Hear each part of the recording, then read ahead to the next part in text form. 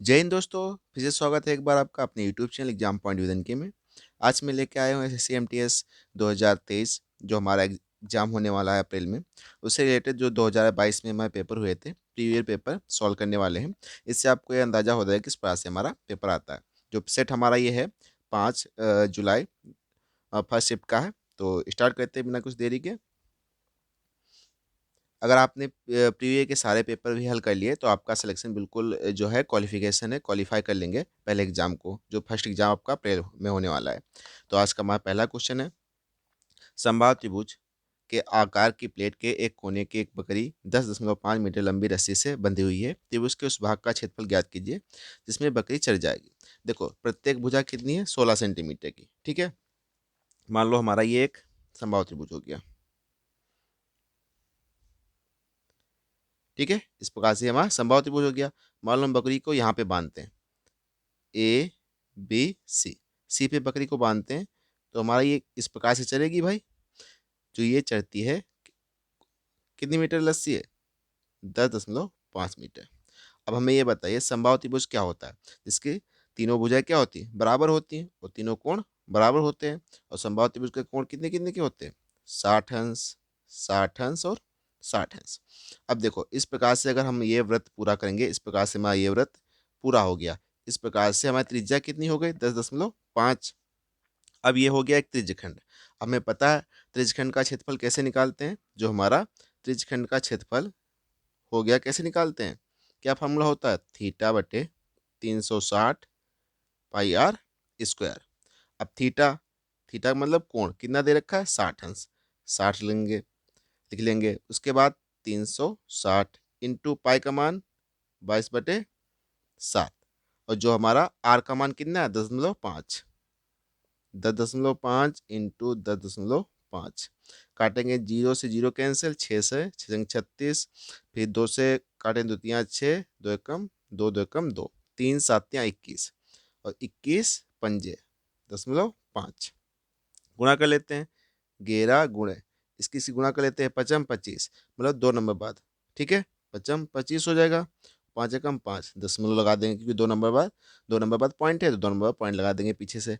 अब 11 से मल्टीप्लाई कर लेंगे, 11 पचपन, 55 के 5 हासिल 5, 11 22, 5 27 7 हासिल 2, 11 55 2 57, पॉइंट लगा देंगे 2 नंबर बाद। तो कितना हो जाएगा? 57.75 मीटर स्क्वायर। उस भाग का क्षेत्रफल क्या हो जो बकरी चलेगी? 57.75। ऑप्शन नंबर 3 हमारा बिल्कुल राइट हो जाएगा। ठीक है, हमें क्या याद रखना है? त्रिज्यखंड का क्षेत्रफल। जो हमारा वृत्त का क्षेत्रफल होता है पाई आर स्क्वायर, बस उसी में क्या ऐड कर देना है? थीटा बटे 360। तो त्रिज्यखंड का क्षेत्रफल हो जाएगा। और हमें ध्यान रखना है कि समबाहु त्रिभुज के तीनों कोणों का योग 180 अंश होता है और प्रत्येक कोण 60 अंश का होता है, मतलब बराबर। अगले क्वेश्चन की ओर चलते हैं। अगला क्वेश्चन कहता है 5 संख्याओं का औसत 40 से यदि पहली 4 संख्याएं इतनी हैं तो पांचवी संख्या ज्ञात कीजिए। देखो, 5 संख्याओं का औसत 40 है तो कुल कितना हो जाएगा 5 संख्याओं का टोटल? तो 5 × 40, इसमें से 4 संख्याओं को जोड़ के क्या घटा दो? 6 5 11, 11 और 1, 11 और 2 13, 3 हासिल 1, 5 5 10। ठीक है, 10 10 3 13, 13 4 17 1 18, और ये 200 माइनस 183 कितना आएगा? 17।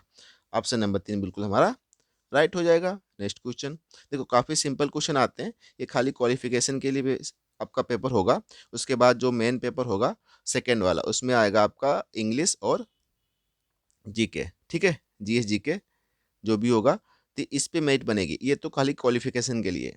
तो अगला क्वेश्चन हमारा है कि पीला और नीला रंग पसंद करने वाले छात्रों की संख्या का अंतर। नीला कहाँ है भाई? ब्लू। ब्लू कहाँ है? ये 150।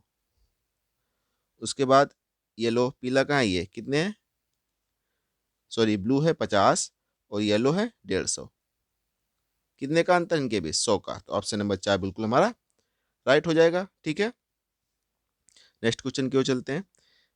यदि ए बराबर 1300 और बी बराबर 1450 है तो बी ए से लगभग कितने प्रतिशत अधिक है? बी ए से कितने प्रतिशत अधिक है? कितना अधिक है भाई? 1300 से 1450, 150 अधिक है। कितने का? 1300 से। इंटू परसेंटेज का 100, दो जीरो कैंसिल हो जाएंगे, 13 से भाग करेंगे तो 13 कम 13 भाई, 150 को भाग करो 13 से, 13 कम 13, 2 बचे, 13 कम 13, कितना बचे 7, पॉइंट लगाएंगे 0 बढ़ जाएगा, 13 बचे 65, फिर 5 बचे और 33 तेरह चौको 52, 33 39, मतलब समथिंग 11.454। ऑप्शन नंबर 3 बिल्कुल हमारा राइट हो जाएगा। नेक्स्ट क्वेश्चन, एक घन की प्रत्येक भुजा 4 सेंटीमीटर है और घनाभ की भुजाएं 2 सेंटीमीटर, 3 सेंटीमीटर, 4 सेंटीमीटर है। घन के आयतन और घनाभ के आयतन का अंतर क्या है? देखो, घन का आयतन क्या होता है? जो घन का है, घन का वॉल्यूम क्या होता है? भुजा क्यूब। अब 4 का क्यूब करेंगे तो कितना हो जाएगा? 4 चौको 16, 16 चौको 64। ठीक है, अब घनाभ क्या होता है? घनाभ का आयतन V बराबर क्या होता है? L into B into H. तो मतलब 2 गुणे 3 गुणे 4, मतलब 2 3 6 6 24। अब भाई 64 और 24 का अंतर कितना हो गया? 0, 4 से 4 गया 0, 6 से 2 गया 4, 40। तो ऑप्शन नंबर 2 बिल्कुल हमारा राइट हो जाएगा। नेक्स्ट क्वेश्चन, एक दुकानदार 3 उत्पाद ए बी सी खरीदता है और उन्हें क्रमशः 20%, 30% और 40% के लाभ पर बेचता है। यदि उनके क्रय मूल्यों का अनुपात 4:3:2 है तो उनके विक्रय मूल्यों का अनुपात ज्ञात कीजिए। अगर चीज हमारी 4 रुपये की है, अनुपात, ठीक है, जो हमने लिया 4 रुपये की, उसके बाद 3 रुपये की, उसके बाद 2 रुपये की। अब बोलता है पहले को 20% लाभ पर, मतलब 120% पे बेचेगा वो, ठीक है। उसके बाद दूसरे 30% लाभ, मतलब 130% लाभ पर, और दूसरे 140%, 40% लाभ पे। तो 100 तो ये कैंसिल, 0 0 0 ये कैंसिल, तो बचा कितना हो गया? 48, 33, 39 और 14 दूनी 28। ये हमारा रेशियो हो जाएगा किसका? सेलिंग प्राइस का, जो हमारा विक्रय मूल्य का, विक्रय मूल्य का। तो कौन सा? ऑप्शन नंबर 3 बिल्कुल हमारा राइट हो जाएगा। नेक्स्ट क्वेश्चन, 21 क्रमागत प्राकृतिक संख्याओं का औसत 53 है। इन 21 संख्याओं में से सबसे छोटी संख्या का मान कितना है? देखो, इसको हम दो तरीके से कर सकते हैं। एक तो हम जो बेसिक है हमारा, हम क्या लिखें? 21 क्रमागत संख्या है तो संख्या मानेंगे x, x+1, x+2, x+3, ऐसे कहाँ तक? x+20 तक। ठीक है, तो x कितने हो जाएंगे? क्योंकि 21 है तो ये हमारे 21x हो गए, और प्लस 1 2 3 4 कहाँ तक कितना है? 20 तक ज्ञात करना है। और प्राकृतिक संख्याओं का टोटल कितना होता है? n+1/2। अब इनका औसत कितना है भाई? 53 गुणे 21 टोटल हो जाएगा। भाई 21 संख्याएं होंगी, अब टोटल कितना हो जाएगा? 53 गुणे 21। अब n की वैल्यू कितनी है? 20। भाई 1 2 3 ऐसे लिखेंगे, 1 2 3 4 कहाँ तक? 20 तक, इनका टोटल। तो हमें फॉर्मूला पता है, n प्राकृतिक संख्याओं का टोटल कितना होता है? हम 20 हैं तो वैल्यू रख दें 21x + 20, और 20 और 1 कितना हो जाएगा? रख लेते हैं 20 और 1/2, इनकी गुणा कर लेते हैं। 3 एकम 3, 3 दूनी 6, 5 6 11, हासिल 1, 5 10 से 11, 1113।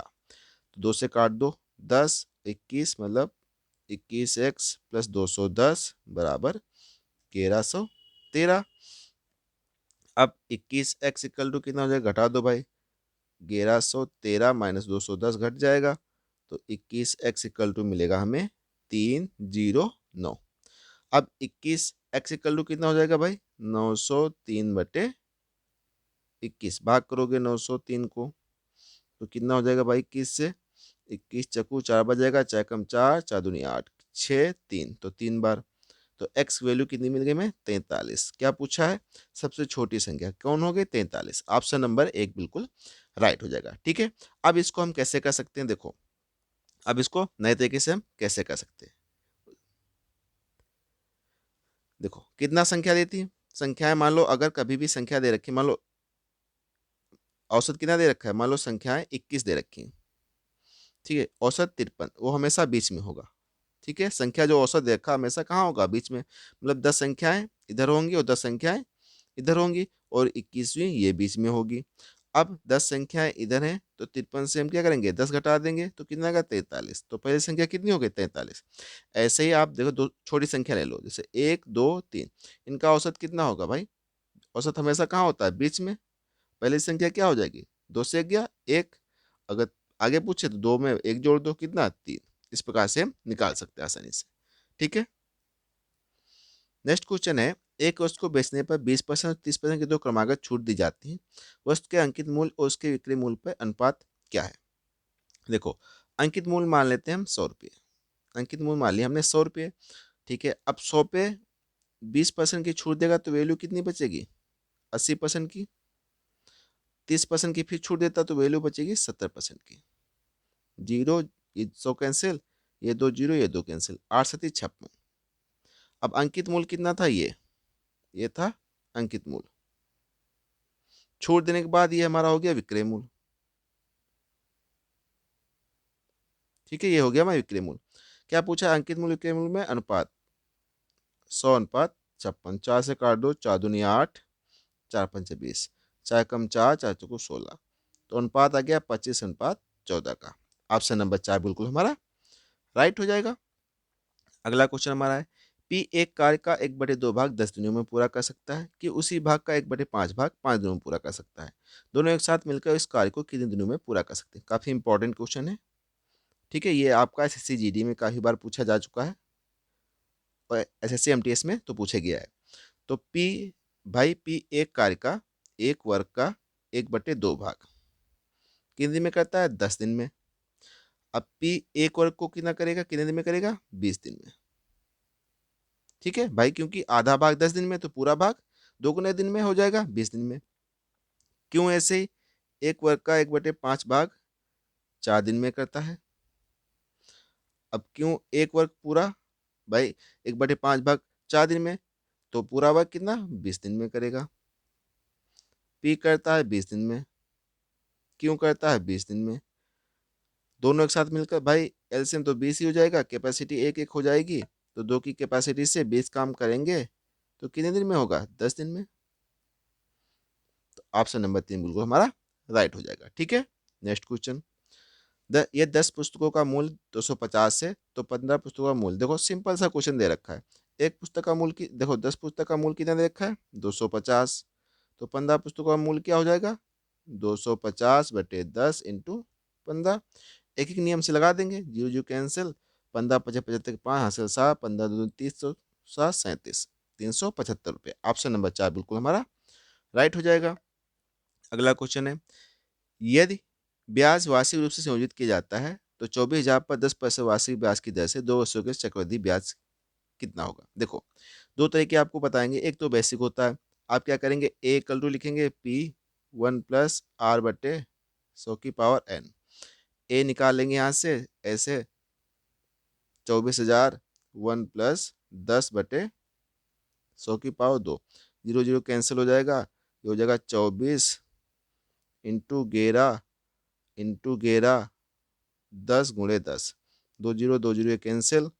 अब क्या करेंगे, 24 × 11 से गुणा कर लेते हैं पहले, क्योंकि 2 बार नहीं करनी पड़ेगी। 11 का जीरो, ये 44, हासिल 4, ये दोनों 22, 26 × 11, फिर 11 से गुणा कर दे, 11 के जीरो गए 44, हासिल 4 गए 66 और 4 17 है 7, ये दोनों 22 और 7 29। ठीक है, एक तो ये हो गया। अब इसमें से ये तो हमारा आ गया मिश्रधन, इसमें से मूलधन हम घटा दें तो ब्याज आएगा। अगर हम इसमें से 24,000 घटा देंगे तो मूलधन कितना आ जाएगा भाई? माइनस करेंगे तो 5040 इतना आ जाएगा, ये हमारा CI। ठीक है, एक तो ये तरीका हो गया। दूसरा, ये तो हो गया आपका बेसिक से। अब एग्जाम में आप कैसे करेंगे? एग्जाम में आप सिंपल करेंगे।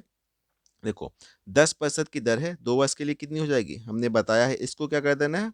ऐड कर देना है। 10 कितना हो गया? 10 + 10, और यहाँ पे होता है प्लस 10 × 10/100, ये फार्मूला होता है। 10 कितना हो गया? 20, और प्लस 100/100, मतलब कैंसिल एक और, मतलब 21%। 2 साल के लिए 21%, और वैल्यू कितनी थी? 24,000। 21% निकाल दो भाई, जो दर हमारी आई है इसी पे हमारा ब्याज होगा बटे 100, जीरो जीरो कैंसिल, इसकी गुणा कर लो भाई, जीरो और 21 चकू 84, 4 हासिल 8।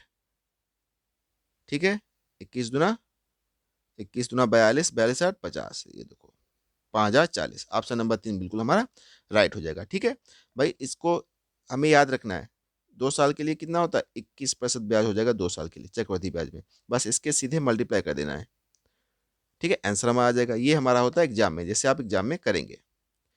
नेक्स्ट क्वेश्चन, यदि किसी समूह की ऊंचाई और आधार की दोनों को दोगुना कर दिया जाए तो समूह का आयतन उसके पिछले आयतन से क्या हो जाएगा। देखो पहले जो हमारा आयतन होता है समूह का कितना होता है, 1/3 पाई आर स्क्वायर एच।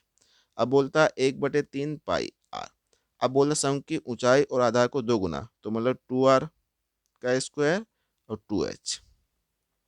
तो यहाँ से 1/3 पाई पाई तो कैंसिल हो जाएगा, यहाँ पे बचेगा आर स्क्वायर एच बराबर 4r², 2h। अब pi square cancel, H H cancel, तो 1 इक्वल टू 4×2 = 8, मतलब 4×2 = 8। कितना गुना हो जाएगा, 8 गुना। ऑप्शन नंबर 2 बिल्कुल हमारा राइट हो जाएगा। नेक्स्ट क्वेश्चन, वर्ष 2020 में एक शहर की जनसंख्या 2 लाख थी। जनसंख्या वृद्धि की दर 8% वार्षिक है। दर वृद्धि मतलब हो रही है। वर्ष 2022 में शहर की जनसंख्या, देखो 2020 से 2022 पूछा है, कितने साल का पूछा है हमसे, 2 साल का। हमने अभी बताया आपको ऐसे क्वेश्चन में क्या करना, 8% दे रखी दर, तो दर कितनी हो जाएगी, इसको ऐड कर दो, 8 कितना हो जाएगा, मतलब 8 + 8 और प्लस 8×8/100, मतलब 16.64 इतना हो गया। ठीक है, अगर उसे आप फार्मूले से करेंगे तो आप सब फार्मूले जनसंख्या इक्वल टू लिखेंगे P1 + r/100n। फिर वैल्यू पुट करेंगे, सभी उस तरीके से आंसर आप लाएंगे, काफ़ी टाइम लगेगा। सिंपल आपको क्या करना है, दर का 2 साल के लिए कितना निकाल लेना है, ये फार्मूले से a + b + ab/100। ठीक है, अगर आपको फार्मूला नहीं रखना है तो सीधे क्या करना है, 8 को 2 बार जोड़ देना है, 8 16 पॉइंट लगा देना है, इसकी 2 बार गुणा कर देना है, आपस में स्क्वायर 8 64। अब 2 लाख के क्या करेंगे हम, सीधे वृद्धि पूछिए, मतलब अगर कोई भी वैल्यू आपकी वृद्धि हो रही है तो पहले तो 100% होगी, उसमें कितनी वृद्धि हो गई, 16.64%। ठीक है, तो 164.64%। प्रतिशत का 100 पॉइंट लगा, हटाएंगे 2 जीरो ये बढ़ जाएंगे, 2 जीरो कैंसिल, ये जीरो ये दो कैंसिल, गुणा कर दो भाई, जीरो 2 से गुणा कर दो, 2 चक्कू 8, 2 छंग भाग 2 हासिल 1, 4 दूनी 8 1 9, सॉरी 116, सॉरी यहाँ पे हमने 64 नहीं, यहाँ पे कितना होगा, 116, ये हाँ 116.64/100। 2 जीरो ये पॉइंट वाले, 2 जीरो 4 जीरो कैंसिल कर दो, गुणा कर दो, जीरो का जीरो लिख लो, 2 चक्कू 8, 6 दूनी 12 2 हासिल 1, 6 दूनी 12 3 हासिल 1, 2 एकम 2 1 3 और 2 एकम 2, तो कितना हो जाएगा, 2,33,280। ऑप्शन नंबर 2 बिल्कुल हमारा राइट हो जाएगा। जो कितना सिंपल से लग गया परीक्षा में, आपको जो परीक्षा एग्जाम देना है उसमें ऐसे करना है, 8% का 2 साल के निकाल लोगे, सीधे मल्टीप्लाई कर दोगे। अगर जनसंख्या टोटल पूछी है तो 100 में प्लस ऐड कर दोगे, अगर वृद्धि पूछी कितनी वृद्धि हुई है तो 16.4% निकाल दोगे। ठीक है, नेक्स्ट क्वेश्चन, दिए गए भिन्नों में 2/5, 3/7 और 4/9 का लघुत्तम समापद ज्ञात कीजिए। देखो 2/5, 3/7 और 4/9, कभी भी एलसीएम पूछता है तो ऊपर वाले का हम क्या निकाल देते हैं, एलसीएम, अंश का एलसीएम, और एचसीएफ हर का। अंश का एलसीएम कितना हो जाएगा, 4 3 2, मतलब 4 3 12 और 4 3 12, मतलब एलसीएम कितना हो गया, 12। एचसीएफ क्या होगा, मतलब एचसीएफ क्या होता है, ऐसी संख्या जो तीनों संख्या को काटती हो, सबसे बड़ी संख्या। यहाँ पे तो कोई नहीं कॉमन, तो कॉमन एक ही हो जाएगा, एक, तो एलसीएम कितना हो जाएगा, 12। तो ऑप्शन नंबर 4 बिल्कुल हमारा राइट हो जाएगा। अगर एचसीएफ पूछता है तो एचसीएफ को हम ऊपर कर देंगे, यहाँ पे एचसीएफ निकाल देंगे अंश का, और नीचे एलसीएम, अगर एचसीएफ पूछता है तो। ठीक है, नेक्स्ट क्वेश्चन, एक नाव धारा की दिशा में एक निश्चित दूरी तय करने में 16 मिनट का और धारा के विपरीत दिशा में वह दूरी तय करने में 24 मिनट का समय लेती है। यदि शांत जल में नाव की चाल 15 किलोमीटर/आवर है तो धारा की चाल ज्ञात कीजिए। देखो काफी इंपॉर्टेंट क्वेश्चन है। ठीक है, यहाँ से अगर हम, ठीक है, यहाँ से हम क्या दे रखा है, नाव की चाल हम x इक्वल टू मान लेते, एक्स मान लेते हैं, 15 किलोमीटर/आवर है, ये हो गया हमारी नाव की चाल। मान के लेते हैं, ये हम नाव की चाल लिख लेते हैं। ठीक है, नाव की चाल कितनी दे रखी है, 15 किलोमीटर/आवर, और धारा की चाल हम मान लेते हैं x है। ठीक है, अब दूरी मान लेते हैं हम, दूरी मान लेते हैं d है।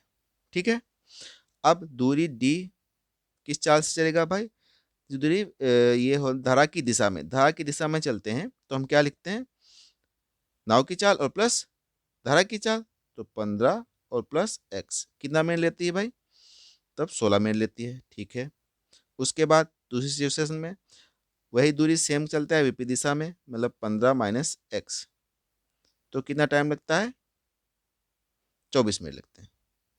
ठीक है, अब यहाँ से डी हमारा इक्वल है तो इसको हम इक्वल लिख सकते हैं, तो ये हो जाएगा 16 15 प्लस एक्स बराबर 15 माइनस एक्स इंटू 24।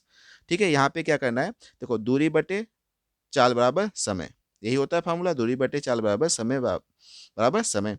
भाई पहले दूरी चार, नाव की चाल कितनी, 15 किलोमीटर, अगर दिशा में चलता है तो नाव और धारा की चाल क्या हो जाती है, प्लस हो जाती है, विपरीत जाता है तो नाव की चाल और धारा की चाल का अंतर हो जाता है। अब यहाँ से हम काट लें 8 दूनी 16 और 8 तियाँ 24, तो ये हो जाएगा 30, 2 से गुणा कर दोगे तो 2x बराबर 45 माइनस 3x। अब 30 उधर जाएगा और तो ये हो जाएगा 2x और 3x इधर आ जाएगा तो प्लस का हो जाएगा 3x equal to 45 minus 30, 45 minus 30, तो मतलब 5x इक्वल टू मिल जाएगा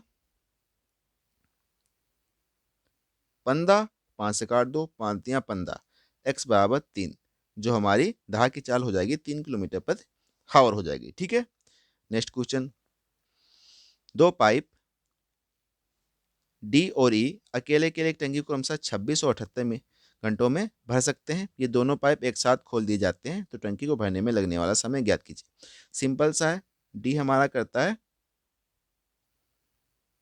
26 घंटों में भरता है, उसके बाद ई हमारा करता है 78 घंटों में।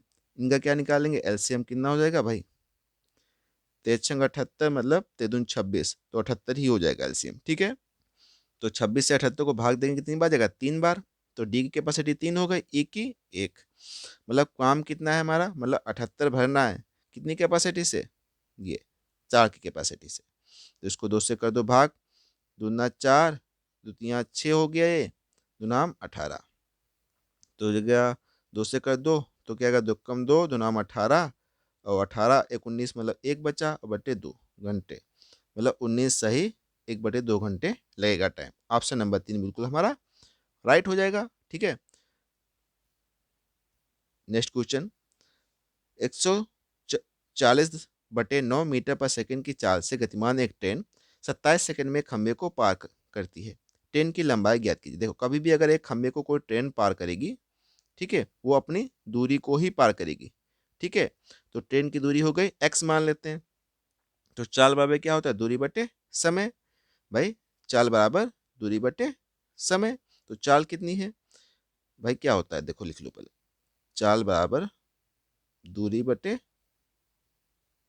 समय, दूरी हमने x माननी है, चाल कितनी है 140/9 और समय कितना है 27 सेकेंड, यहाँ से निकाल लेंगे हम। ठीक है, तो यहाँ से 9 तियाँ 27, तो x बराबर 14 तियाँ 42, तो 420 मीटर। काफ़ी सिंपल क्वेश्चन है। ठीक है, नेक्स्ट क्वेश्चन, और ये हमारा आज का लास्ट क्वेश्चन है, नहीं एक और क्वेश्चन है, 1 सेकेंड अभी है क्वेश्चन। ठीक है, 1 सेकेंड सॉरी, हाँ, एक व्यक्ति ने एक कुर्सी को 580 में खरीदा, 25% लाभ प्राप्त करने के लिए कुर्सी को किस मूल्य पे बेचा गया। अब भाई खरीदा मतलब क्या दे रखा है, सीपी क्रय मूल्य दे रखा है 580, लाभ प्रॉफिट उसे हो रहा है 25% का, तो हमारा एसपी कितना हो जाएगा, विक्रय मूल्य भाई 580 की चीज थी, 25% लाभ पर बेचना है तो 125 कर देंगे बटे 100, तो 25 पंचे 25 चक्कू 4 से उसको काट लो भाई, 4 एकम 4 1 बचा, 18 4 चक्कू 16 4 पंचे 20, अब गुणा कर दो, 55 25 5 हासिल 2, 5 को 20 2 22 2 हासिल 2, 5 एकम 5 2 7, 725 रुपये में बेचेगा तो उसे 25% का लाभ होगा। ऑप्शन नंबर 2 बिल्कुल हमारा राइट हो जाएगा। नेक्स्ट क्वेश्चन, निम्नलिखित समीकरण में प्रश्न चिन्ह के स्थान पर कौन सी संख्या आएगी, ये हमारा दे रखा देखो 540 के कर दो, उसके बाद है 42%, तो 42/100 कर दो, इंटू के 11/14 कर दो, इंटू का 5/9 कर दो, सबको इधर कर लो x स्क्वायर मान लो इसको -45। ठीक है, काटो भाई, 0 से 0 गया, 5 दूनी 10 गया, 2 से काट दो, 2 दूना 4, 2 एकम 2 गया। इसको फिर 9 से काट लो, 9 एकम 9, 9 छाक 54 हो गया। उसके बाद 14 काटना है, 7 दूनी 14, 7 तियाँ 21, उसके बाद 2 तियाँ 6, बचा 3 तियाँ 9, ग्राम 99। तो x square minus 45 equal to आया 99। तो एक्स स्क्वायर इक्वल टू मिल जाएगा हमें 99 प्लस 45। तो एक्स स्क्वायर इक्वल टू कितने में, 9 5 2 4 हासिल 1, 9 4 1 2 4 हासिल 1 मतलब 14, 144। तो एक्स इक्वल टू मिल जाएगा 144। तो एक्स इक्वल टू किसका ये रूट होता है, 12 का। तो ऑप्शन नंबर 3 बिल्कुल हमारा राइट हो जाएगा। 12 का स्क्वायर होता है 144। ठीक है, नेक्स्ट क्वेश्चन। एक पंक्ति में 5 संख्याओं का औसत 309 है। इनमें से पहली 2 संख्याओं का औसत 431 है और अंतिम 2 संख्याओं का औसत 231.5 है। पंक्ति के ठीक बीच में कौन सी संख्या है। ठीक है, तो क्या करेंगे हम, जो भी हमारा 5 संख्याओं का औसत दे रखा कितना 309, टोटल हो गया, माइनस कर देंगे 2 संख्याओं का इंटू 431 और प्लस 2 संख्याओं का, टोटल कितना हो जाएगा 231.5। तो हमारी पांचवी संख्या आ जाएगी। तो 5 से गुणा कर लेते हैं इसको सीधे, 9 पना 45, 5 तियाँ 15, माइनस। ठीक है, 2 कॉमन ले लो इसमें, तो बाद में हम कर लेंगे, 2 कॉमन ले लो इसमें, तो हो जाएगा ये स्क्वायर कर लो, 3.526, तो 1545 माइनस 5 10 को 0 हासिल 1, हटा दो, 5 6 12 2 हासिल 1, 1325, घटा दो, 5 से 5 गया 0, 4 से 2 गया 2, 5 से 3 गया 2, 220। ऑप्शन नंबर 1 बिल्कुल हमारा राइट हो जाएगा। तो ठीक बीच में क्या होगा, ठीक बीच में 220 होगा। ठीक है, यह हमारा आज का लास्ट क्वेश्चन था। हमने 20 क्वेश्चन किए हैं, इंपॉर्टेंट क्वेश्चन, जो 5 जुलाई को 2022 में पेपर हुआ था। उसके बाद सेम पेपर वही है हमारा जो आया था। ठीक है, काफ़ी सिंपल क्वेश्चन है। आप अगर एग्जाम में आते हैं तो 20 में 20 क्वेश्चन लेकर के आएंगे, क्योंकि इस बार 20 क्वेश्चन ही आने वाले हैं। 20 रीजनिंग के होंगे, 20 आपके मैथ के होंगे। ठीक है, तो आप बिल्कुल क्वालिफाई हो जाएंगे। अगर आप 20 मैथ के और 20 रीजनिंग के करके आएंगे, आप 15-15 करके आएंगे, तब भी आप क्वालिफाई हो जाएंगे। मतलब जो आपका 20-20 40 क्वेश्चन आएंगे। ठीक है, 40 क्वेश्चन में आपको 30 क्वेश्चन कर लेना है, क्वालिफाई आपको बिल्कुल हो जाएंगे। ठीक है, तो मिलते हैं अगले वीडियो में, तब तक के लिए जय हिंद। हाँ सॉरी, वीडियो आपको अच्छा लगा तो वीडियो को लाइक शेयर कर दीजिएगा, और चैनल पर नए हैं तो चैनल को प्लीज़ सब्सक्राइब कर लीजिएगा। जय हिंद, मिलते हैं फिर अगले वीडियो में।